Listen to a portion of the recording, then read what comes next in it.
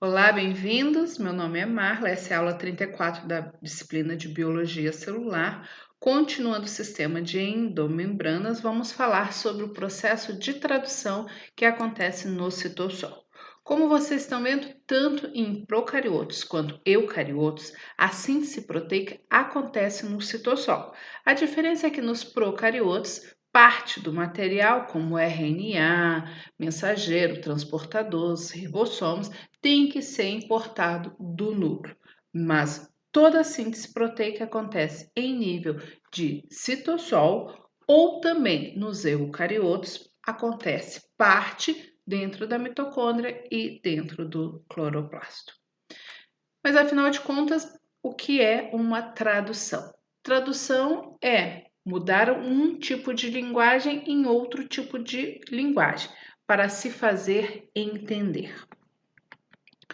No caso da tradução de proteínas, existe uma decodificação da mensagem que está contida num RNA mensageiro, que é um ácido ribonucleico, por uma mensagem que está na forma de proteína, que por sua vez é formada por aminoácido. Então a tradução é essa, de um ácido nucleico para uma sequência de aminoácidos. Então, o ácido nucleico é transcrito em RNA e este é traduzido numa outra linguagem. Que outra linguagem? Sequência de aminoácidos. Quais as sequências, quais os aminoácidos que existem, que são utilizados pelas nossas células? Em torno mais ou menos de 20, como já vimos nas aulas anteriores. E esses aminoácidos, eles podem ser não polares, podem ser polares com carga positiva, carga negativa e ainda os aminoácidos polares sem carga. O RNA mensageiro. O RNA mensageiro ele é produto do processo de transcrição. Então aqui temos o RNA, o DNA. Esse DNA ele é transcrito em RNA mensageiro. Este RNA mensageiro, ele ainda sofre um processamento, porque tem que ser retirado desta mensagem os introns, permanecendo apenas os exons.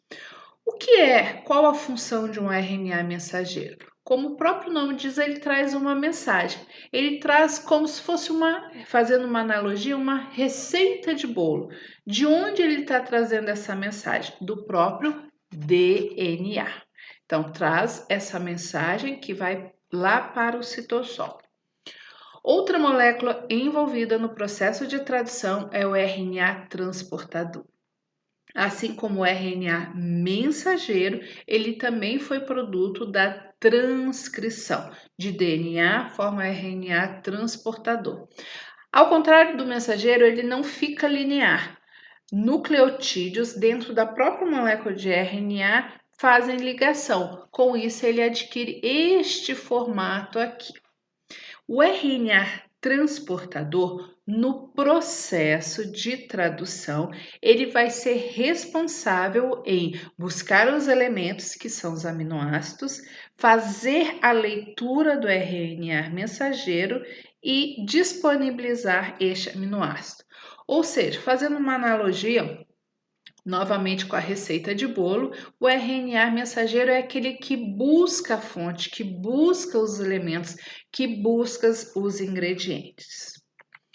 Outro elemento envolvido no processo da tradução é o RNA ribossômico. Assim como o RNA transportador, ele também não é linear, ele forma ligação entre as suas bases, adquirindo essa configuração.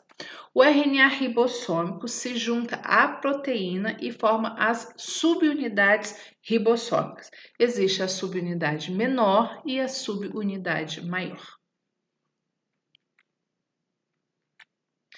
Quem seria o ribossomo nessa história, nesta analogia que estamos fazendo? O ribossomo é esta cozinha onde vai ser possível ler a receita para a produção de um bolo. Os ribossomos geralmente não estão sozinhos. Nós temos aqui uma única molécula de RNA mensageiro e lendo esta receita nós temos vários ribossomos. É como se fossem vários confeiteiros lendo a mesma mensagem.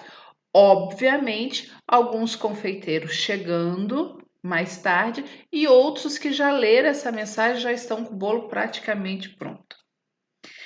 Os ribossomos, será que a gente vê na microscopia? Como nós já vimos, dificilmente existe um ribossomo sozinho lendo um RNA mensageiro. Eles ficam assim, polirribossomos. E sim, na microscopia eletrônica de transmissão é possível visualizar os polirribossomos. Vamos falar então do processo de tradução. No processo de tradução, uma mensagem oriunda do DNA é transcrita em RNA, neste caso aqui estamos vendo um RNA mensageiro, e a mensagem contida nesse RNA mensageiro é traduzida numa outra linguagem que é uma sequência de aminoácidos, formando então uma proteína. Portanto, é importante ler a mensagem, trazer os ingredientes e formar uma nova mensagem. Para isso, então, é importante a gente reconhecer duas regiões ligadas a este evento, que é o códon e o anticódon. O códon é uma sequência de 3 bases contidas no RNA mensageiro. Então, aqui nós temos o RNA mensageiro. A cada 3 nucleotídeos, chamamos de códon. Qual a ligação, qual a importância do códon? A cada 3 nucleotídeos, que aqui estão representados apenas pelas suas bases, é ligado um RNA transportador, como vocês estão vendo aqui. Este RNA transportador também é formado por nucleotídeos. E 3 nucleotídeos do RNA transportador se ligam ao códon. E esses 3 nucleotídeos do RNA transportador é chamado de anticódon. Vale lembrar que o mesmo RNA transportador é quem foi buscar o aminoácido, quem foi buscar o ingrediente para produzir aquele bolo, para produzir aquela proteína. Então, o RNA transportador é aquele intermediário que sabe ler a receita e trazer com ele o ingrediente necessário que a receita está dizendo. Com isso, então, é possível produzir o bolo, possível produzir a proteína. Então, é necessário esse tradutor de uma receita que está escrita com palavras, com ingredientes que estão presentes neste bolo. Bom, nesta tradução de sequência de ácidos nucleicos para aminoácido, existe uma tabela de código genético, que diz o seguinte: para cada 3 nucleotídeos do RNA mensageiro, vai ser adicionada o aminoácido específico, o aminoácido X. Tabela do código genético. Bom, para a gente trazer para algo mais contextualizado, existe o Código Penal Brasileiro. Vamos fazer uma analogia. No Código Penal Brasileiro se diz o seguinte: conforme o crime cometido, esta pessoa vai ter uma ação penal. Então, se ela fez um roubo, se ela fez um assassinato, a pena dela vai ser conforme o crime que ela executou. Fazendo outra analogia, na receita está escrito ovos. Essas são palavras, são letras. Qual a analogia? Qual a tradução que a gente faz? nos ingredientes, que são os ovos, e assim para os outros ingredientes. Então, é necessário traduzir essa mensagem, mas de forma correta. Por isso existe a tabela do código genético, que é essa que nós estamos vendo aqui. Significa que para cada 3 aminoácidos vai ser adicionado, para cada 3 nucleotídeos do RNA mensageiro, vai ser inserido um aminoácido para formar então a proteína. Por exemplo, nesta sequência de RNA mensageiro que temos aqui, pegando essa primeira códon que nós temos ali, o primeiro nucleotídeo é aquele que tem uma base guanina. Então, o primeiro dígito base guanina.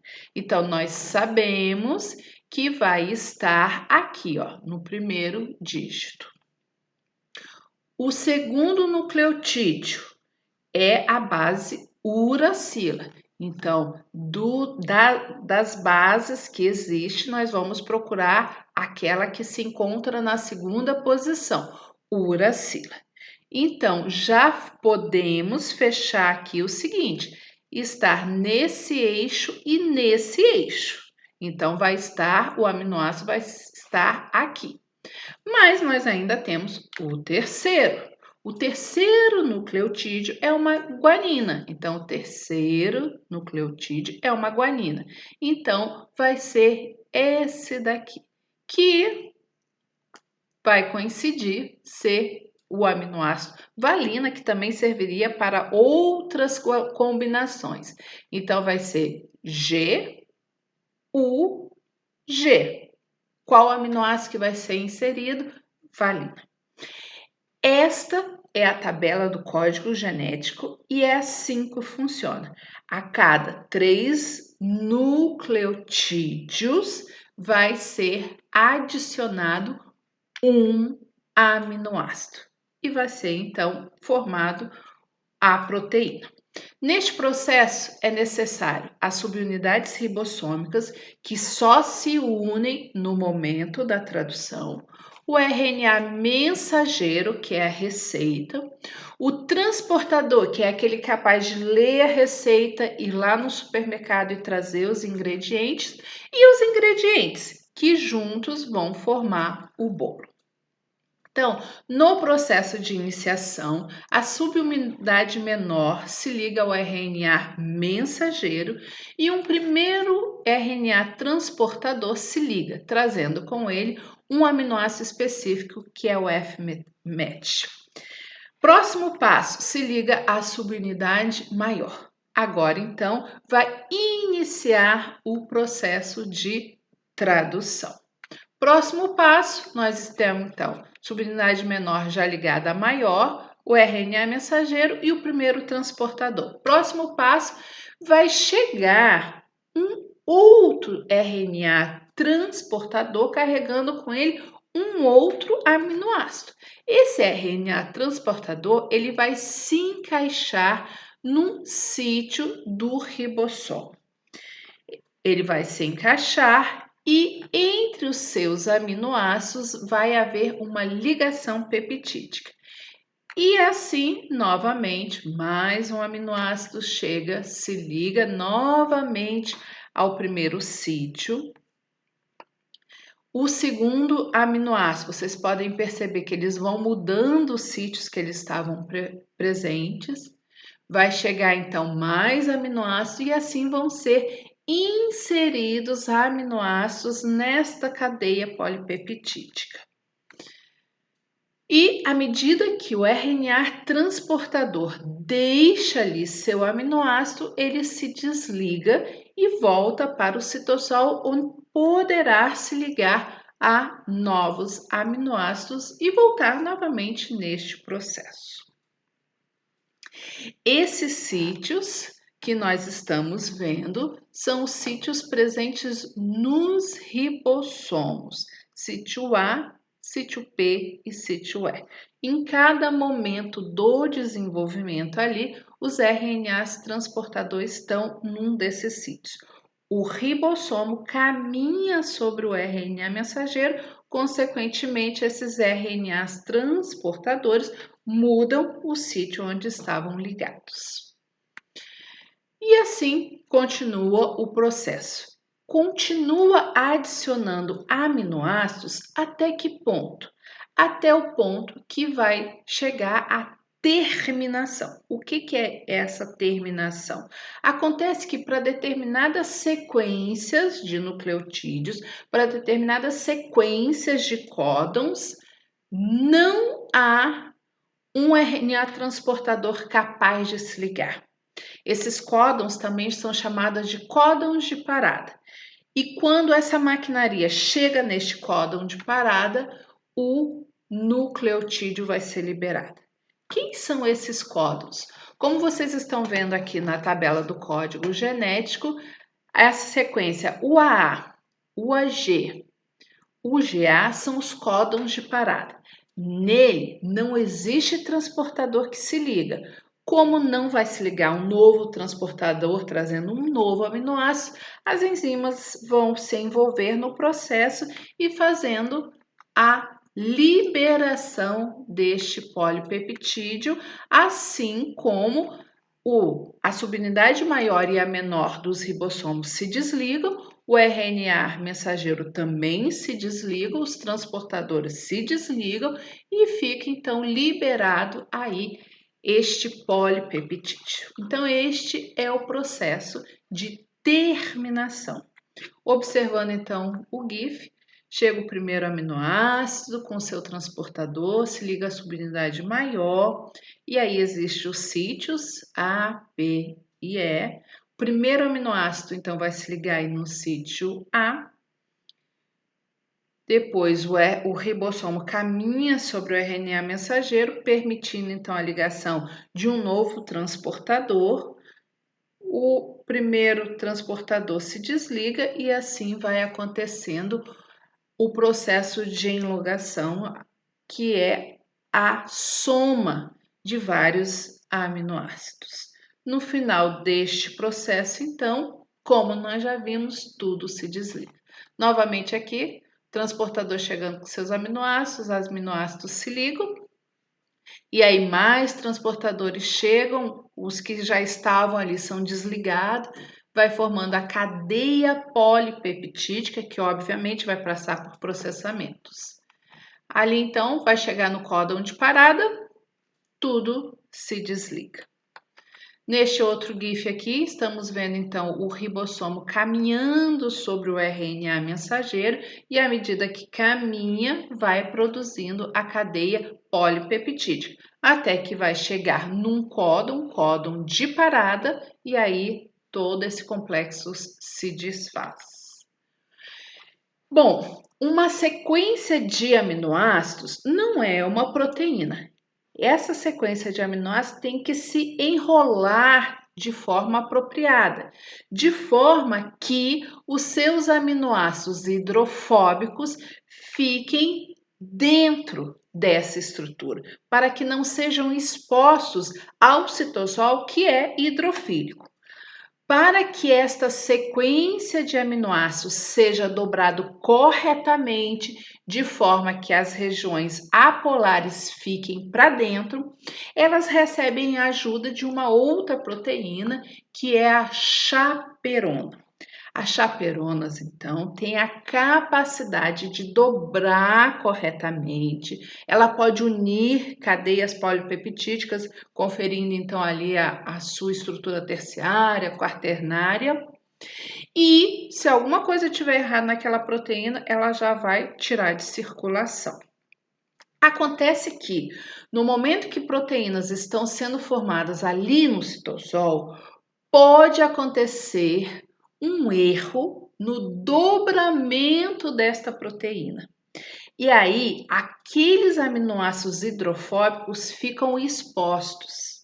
E como eles não vão se ligar àquelas moléculas polares que estão no citosol, como a água, a tendência dessas proteínas é aproximar as regiões hidrofóbicas que estão expostas para que elas não tenham contato com a água, e sim realizem entre si interações hidrofóbicas.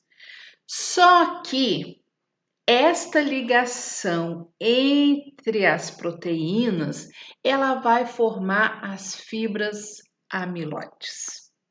Isso também pode acontecer quando essas proteínas estão sendo descartadas pelo lisossomo, mas dando foco aqui.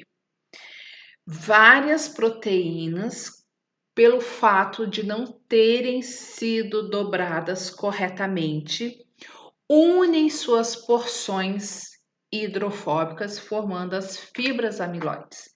E essas fibras causam as doenças amiloidogênicas, que são várias, como vocês estão vendo aí.